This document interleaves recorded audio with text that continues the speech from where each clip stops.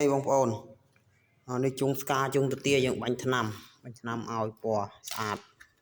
chung ska chung tự tia đó, anh đi bộ phê tem bò đào mấy, nhà thực khang sạc nó thực tứng, khai cái đào, giống như mà prap bong ôn tịch nhá, và đọc về bộ phê xài muối á, đọc về vi chọp ruồi tới bong ôn tiền việt tròn máu, và anh ruồi tiền việt tròn máu, giờ được cái roll tao máu tích tích tròn với nhá tròn pra ban vinh ở được xài với nhá tạch xài với tại mù khối roll rất đạch như này anh ấy ở đạch chứ nè ai pra ban anh ấy xài sku vì ở đọc bộ phim bờ đam anh ấy xài rum áo này còn thà bây giờ bảo vía cứ chọp hơi ruồi nhưng ai vô được cái máu tiền việt tăng máu này nhưng roll vì mà xài để ruồi nhưng roll cho roll lang tới việt tròn với được đàm chân bông con ai lên bàn tiết á nâng bông con ai lên bàn tiết chẳng với roll chẳng hay còn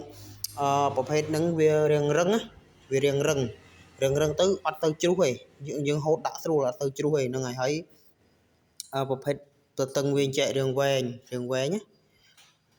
បើ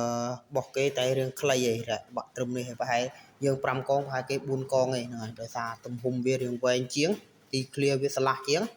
ហើយដោយសារអញ្ចឹងខ្សែមួយជាប់យើងអាចរ៉ូលបានណាបាទជាប់ទៅយើងអាចរ៉ូលបានហ្នឹងហើយវាអាចប្រើបានយូរហើយអញ្ចឹងបងអានេះលេងទៅទាក៏បានលេងស្កាក៏បានណានេះខ្សែសគួរវាឲ្យនេះខ្សែរុំខ្សែនឹងអញ្ចឹងអរគុណច្រើនណានឹងដោយសារម៉ូយចាស់គាត់ធ្លាប់ប្រើឯបាទបានគាត់ទិញទៀតណាគាត់ទិញតគ្នាបើម៉ូយថ្មីឥឡូវគេឡើងទិញហើយដោយសារគេយកអីវ៉ាន់មកពីក្រៅស្រុកមកគេលក់ថោកអញ្ចឹងគេលក់10ដើមតែ60000អីអញ្ចឹងយើងធ្វើអត់បានទេស្រុកខ្មែរយើងអត់មានអីវ៉ាន់ថោកអញ្ចឹងទេនៅវៀតណាមទំនិញគេធូរថ្លៃលុយគេវាអត់ទៅថ្លៃដូចលុយយើងអញ្ចឹងគេធ្វើថោកគេធ្វើដែរគេធ្វើរឿងធូរថ្លៃក៏គេលក់ដែរអញ្ចឹងបើយើងថ្លៃថោកពេកយើងអត់ចំណេញយើងធ្វើអត់កើតទេអត់មានពេលវេលាធ្វើទេអញ្ចឹងអត្ថប្រយោជន៍វាខុសគ្នាអានេះវាអាចកែប្រែបានខ្សែមួយវាអាចកែប្រែយើងអាចរ៉ូលដូចកេះអីយើងអាចប្រើបានទៀតបើខ្សែ2ខ្សែវិញហ្នឹងរ៉ូលអត់បានទេរ៉ូលដាច់ហើយព្រោះខ្សែវាសរសៃទូចអញ្ចឹងបងប្អូនត្រូវគិតពិចារណាបាទកុំជ្រុលជ្រើមតែមួយឆាវហើយអ្នកដែលយកវ៉ាន់មកលក់ថោកហ្នឹង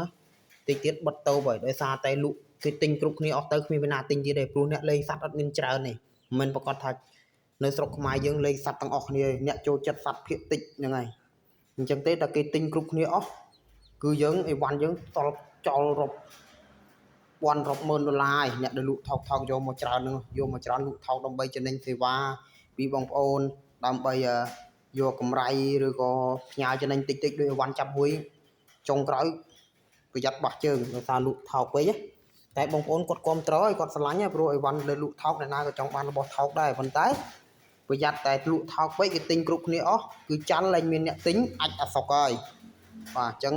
ដំផ្ញើដល់បងប្អូនណាដែលយកមកលក់អីវ៉ាន់ថោកពេកហ្នឹងប្រយ័ត្នបោះជើងនៅថ្ងៃអនាគតហ្នឹងហើយអរគុណច្រើនយើងធ្វើខ្លួនឯងយើងលក់ម្ដុំពីរដុំអត់បញ្ហាព្រោះយើងអត់មានខាតដើមទុននៃប្រមាណនេះដូចលើកមកពីគេអញ្ចឹងយើងលក់តាមតម្លៃដែលយើងអាចលក់បានអរគុណច្រើន